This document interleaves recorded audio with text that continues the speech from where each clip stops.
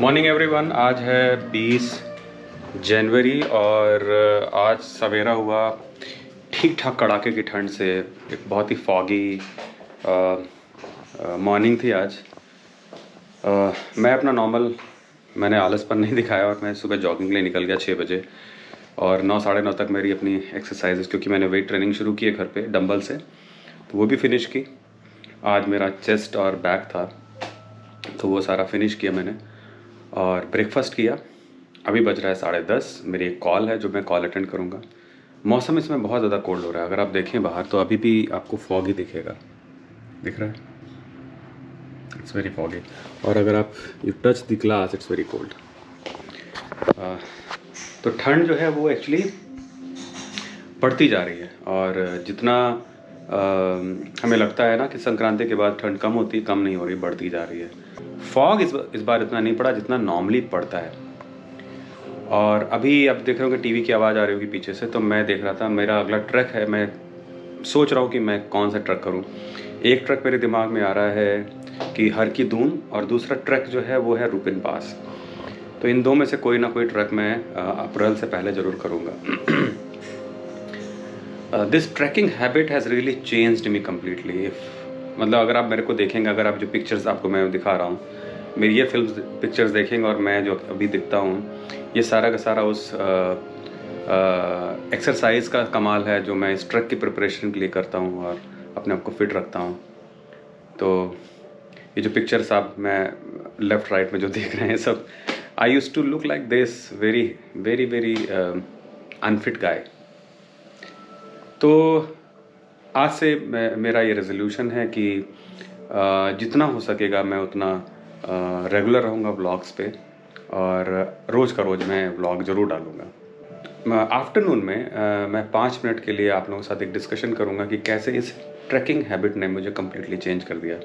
मेरी फिटनेस, मेरा सोचने का तरीका, खाने का तरीका सब बदल गया। तो इससे मेरी ओवरऑल लाइफ पे कितना फ़र्क पड़ा, आई थिंक अगर आप उससे कुछ अपने लिए कुछ पॉइंट ले पाएँ तो आपके लिए बहुत अच्छा होगा। तो अभी मैं कुछ अपने ऑफिशियल जो मेरे ऑब्लिगेशंस वो निपटाता हूँ, आपसे दोपहर में दोबारा मिलूँगा। तो जैसा मैंने आपको सुबह बोला था कि मैं आपको बताऊंगा कि मुझे ये ट्रैक करने का शौक़ कैसे लगा। तो काफ़ी पुरानी बात है, तकरीबन 2 से 3 साल पहले की बात है कि मैं एक बार वैष्णो देवी गया और ऑफिस के जो मेरे कलीग थे उनके साथ एक प्लान बना कि चलो सब लोग वैष्णो देवी जाएंगे। तो हुआ ये कि आई वॉज़ वेरी अनफिट। अगर आप मेरी पिक्चर देखें तो I was like this, very bulky guy, and जोश में चला तो गया। और जबकि वैष्णो देवी का जो चढ़ाई है, जिसको हम ट्रैक बोले, हाइकिंग बोले, इट्स वेरी इजी। अगर मैं आज कंपेयर करूं जिस तरीके के ट्रैक में चढ़ लेता हूं, लेकिन जाते वक्त मेरी हालत ख़राब हो गई और जब उतरने का समय आया तो मैंने बिल्कुल I put my foot down कि नहीं, मैं तो खच्चर करूँगा और खच्चर से नीचे आऊँगा। बात यहीं ख़त्म नहीं होती, मैं खच्चर से नीचे भी आया और उसके बाद मैंने आके होटल में फिर अपने बाथ टब में गर्म पानी डाल के सिकाई की पूरी और पैरों की मालिश वगैरह भी करवाई। उस दिन मुझे रियलाइज़ हुआ कि मैं बहुत ही अनफिट हो गया हूँ और कुछ ना कुछ करना पड़ेगा। लेकिन आप लोगों को पता ही है कि जो कॉर्पोरेट लाइफ होती है इट्स वेरी स्ट्रेसफुल, और ना सोने का टाइम है, ना खाने का टाइम है, डिसिप्लिन्स नहीं है। तो वहाँ से फिर मैंने डिसाइड किया कि थोड़ा सा अपने आप को मैं थोड़ा सा चेंज करूँगा। लेकिन ये सिर्फ सोचा मैंने, किया कुछ भी नहीं। तो जो मेरे मित्र हैं अरुण ठुकराल, उन्होंने एक दिन मुझे मैसेज किया कि क्या केदारनाथ चलोगे। तो मैंने बोला कितना किलोमीटर का चढ़ाई होगा, तो उन्होंने बोला कि 18-20 किलोमीटर की चढ़ाई होगी, थोड़ी सी टफ है। तो मैंने उनको पूछा कि ये वैष्णो देवी से कंपेरेबल है या नहीं है। तो उन्होंने बोला वैष्णो देवी तो बच्चों का खेल है, केदारनाथ तो बहुत टफ है अगर वैष्णो देवी से कंपेयर करते हैं तो। मैंने कहा भाई मैं तो नहीं जा पाऊंगा, यानी क्लियरली सेड नो।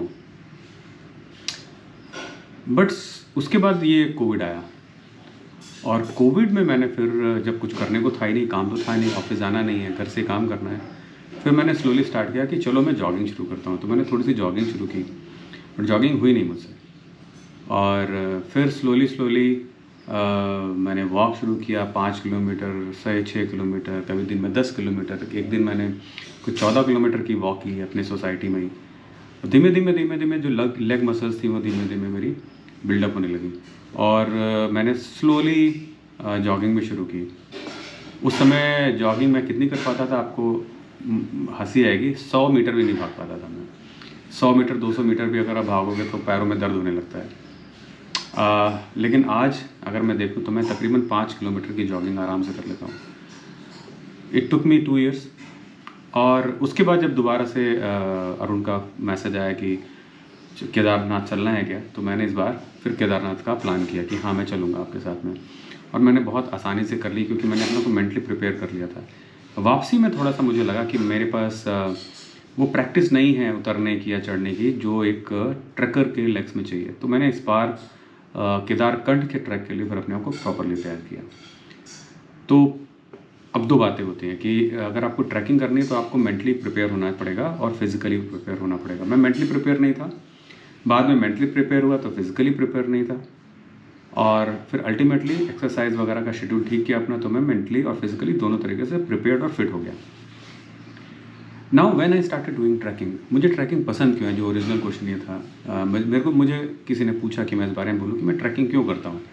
देखिए 2 तरीके के टूरिज़्म होते हैं। एक होता है लग्जरी टूरिज़्म कि आपने होटल लिया, फैंसी होटल में गए, परिवार के साथ रहे, स्विमिंग पूल में थोड़ा आपने एंजॉय किया, शाम को अच्छा सा डिनर किया, फिर गाड़ी उठा के आसपास के जगह घूमने चले गए।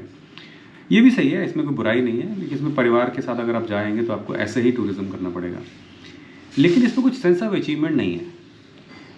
ट्रैकिंग क्या है कि एक आपको 2 चीज़ें देता है। एक तो ट्रैकिंग जाना अपने आप में एक चैलेंज है, उसके बारे में सोचना ही चैलेंज है। तो ये आप अपने आप को चैलेंज देते हैं कि मैं वहाँ पर जा सकता हूँ।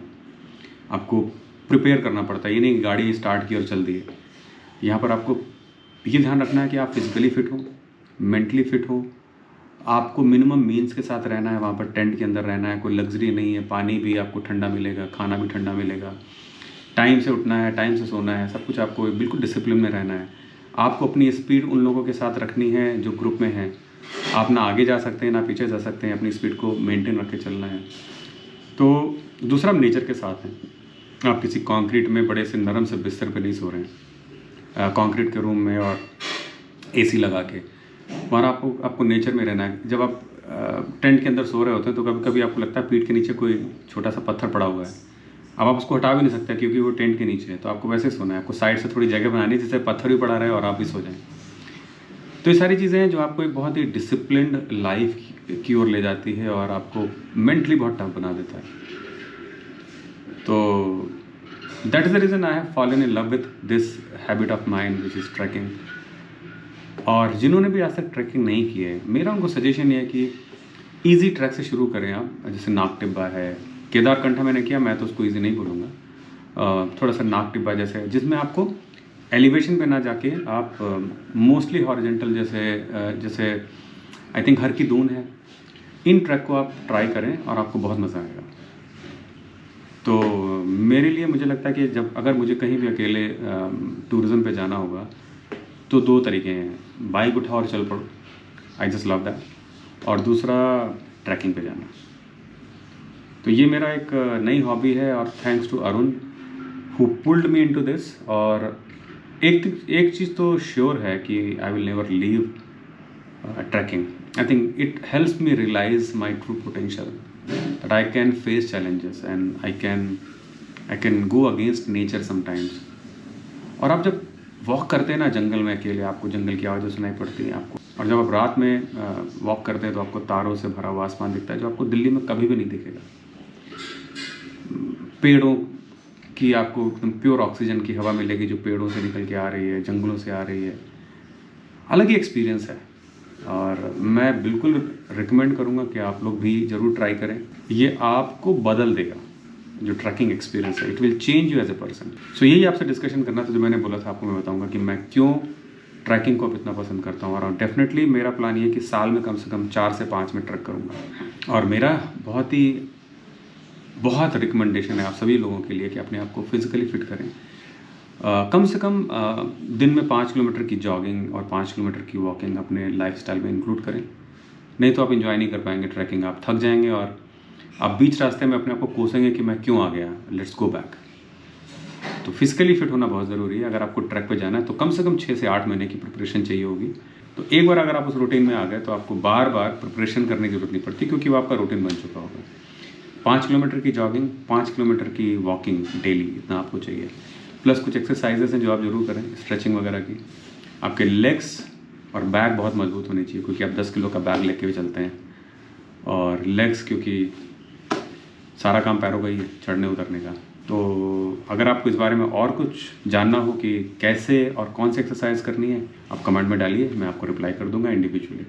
मिलते हैं शाम को। अभी मेरी प्रेजेंटेशंस हैं, तो प्रेजेंटेशंस करके मैं शाम को जॉगिंग के लिए जाऊंगा, फिर आपसे रात में दोबारा मिलूंगा।